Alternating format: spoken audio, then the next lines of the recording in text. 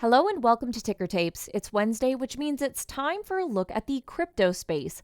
Last week, Robinhood CEO Vlad Tenev waved the flag for Dogecoin, and this week, the popular meme coin was boosted by the activities of none other than its cheerleader-in-chief, Elon Musk, who has persuaded the board of Twitter to accept his $44 billion takeover offer. No sooner was that news on the wires than Dogecoin started to move higher, and at one point, it traded above 17 cents per coin, with investors presumably thinking that Mr. Musk may try to involve his favorite cryptocurrency with his newly acquired social media platform. Although quite how that would work in practice remains to be seen.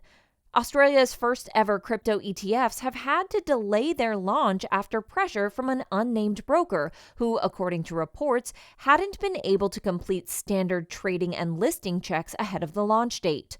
The funds issued by ETF Securities and Cosmos Asset Management were set to list on the CBOE's Australian market on April 27th at 10 a.m. local time and were expected to attract around $1 billion of inflows on debut.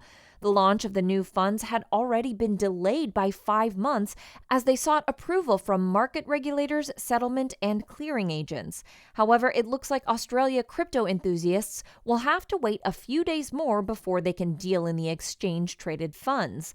Bitcoin has an image problem among climate activists who often point to its almost insatiable demand for power. However, a new report from the Bitcoin Mining Council goes some way to addressing those concerns because Bitcoin miners have increased their use of sustainable energy on a global basis by 59% year over year.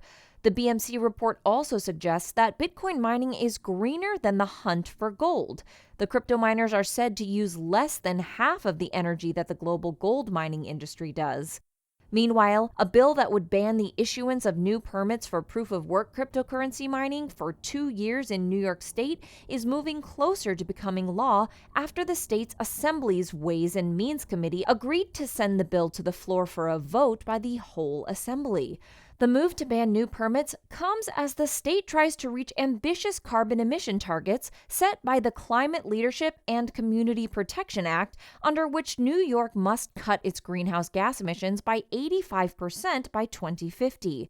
Despite 2 recent and well-publicized hacks, new initiatives continue to emerge in the world of DeFi, or decentralized finance. One such is the move by Maple Finance into Solana. Maple is best known as a provider of non-collateralized loans to institutional traders and borrowers on the Ethereum network service, which it will now offer to qualifying members of the Solana user network.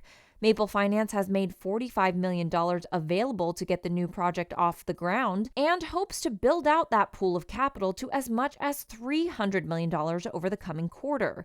Maple says that since May 2021, it has originated more than $1.2 billion of loans within the Ethereum ecosystem and will presumably look to repeat that success with Solana.